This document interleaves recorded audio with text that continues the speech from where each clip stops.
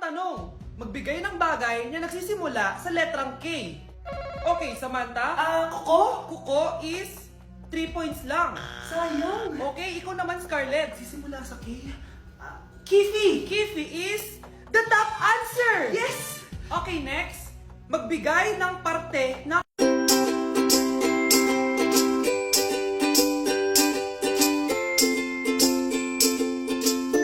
katawan.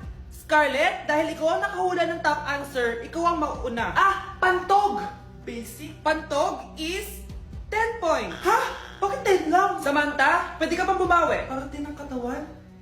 Esophagus. Esophagus is the top answer! Yun!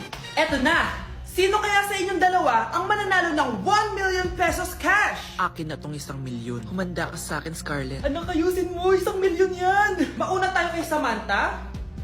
Ano ang bagay na mahaba at matigas? Mahaba at matigas. Tornilyo? Tornilyo is 50 points! Pero, hindi ito ang top answer natin, ha?